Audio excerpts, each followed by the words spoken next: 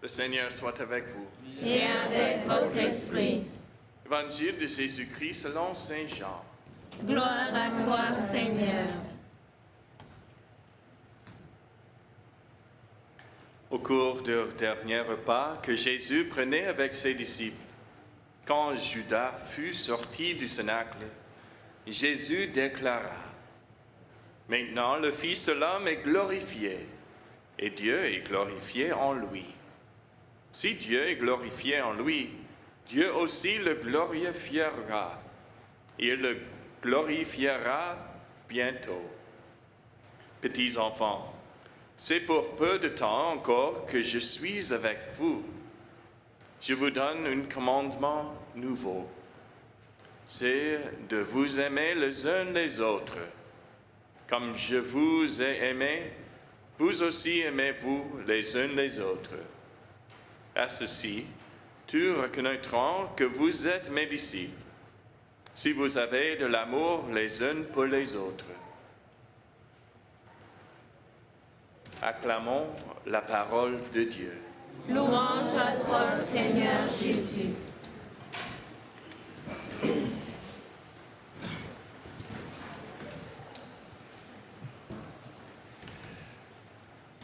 Quelle grâce que de nous réunir aujourd'hui en présence des saintes reliques de Sainte Thérèse de Lisieux, la petite fleur, et de Saint Jean-Marie Vianney, l'homme le curé d'Ars.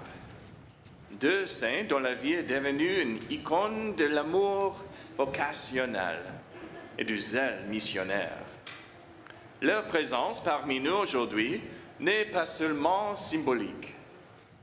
Elle est le signe que le ciel est proche et que les saints marchent avec nous, en particulier alors que nous réfléchissons à l'appel à suivre le Christ de tout notre cœur.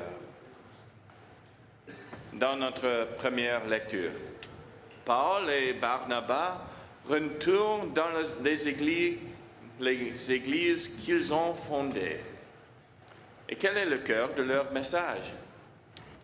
Il nous faut passer par beaucoup de souffrances pour entrer dans le royaume de Dieu. Ce n'est pas un discours de recrutement avec des promesses vides. Paul ne cache pas la réalité de la mission des disciples. Il dit la vérité. Suivre le Christ, c'est porter la croix. Cela signifie des épreuves, des incompréhensions, de la fatigue et parfois des échecs. Mais cela signifie aussi la grâce, la joie et une fécondité qui dépasse tout ce que nous pouvons imaginer. N'est-ce pas exactement ce que comprenaient Sainte Thérèse et Saint Jean-Marie Vianney? Sainte Thérèse, qui n'a jamais quitté son couvent de Lisieux, a écrit un jour: « J'étais certaine d'être née pour être grande, et je me demandais comment je pourrais atteindre la gloire. Puis, il m'a été révélé dans mon cœur que ma gloire serait de devenir sainte, même si cette gloire serait cachée sur terre. » Son désir était si grand, et pourtant son chemin était si caché. Il nous enseigne que l'amour est au cœur de toute vocation, et que lorsque nous aimons comme le Christ a aimé, même le plus petit geste devient un chant de mission. Et dans l'Évangile aujourd'hui, Jésus le dit clairement: « Aimez-vous les uns les autres comme je vous ai aimés. » Il ne s'agit pas d'une simple suggestion. C'est le nouveau commandement, la marque du chrétien. Et c'est le fondement de toute vocation. Que ce soit le mariage, la vie consacrée ou le sacerdoce. Notre vocation n'est pas d'abord une fonction, mais un amour qui donne, un amour qui se sacrifie, un amour qui dépasse lui-même pour désigner le Christ crucifié est ressuscité. Saint Jean-Marie Vianney le savait bien. Il n'était pas l'étudiant le plus brillant du séminaire.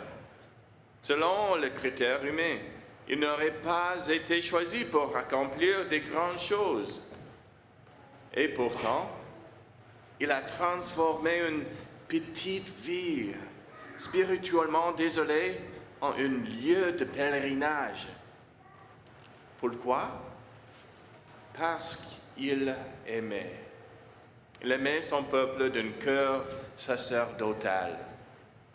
Il passait des heures, des jours dans le confessionnal.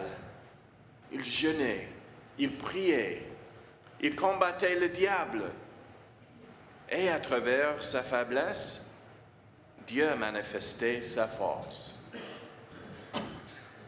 Aujourd'hui, lorsque nous poursuivons notre messe en présence de ces saintes reliques, nous nous rappelons que les saints étaient autrefois comme nous. Ils se posaient des questions. Ils avaient peur. Ils trébuchaient. Mais ils ont dit oui.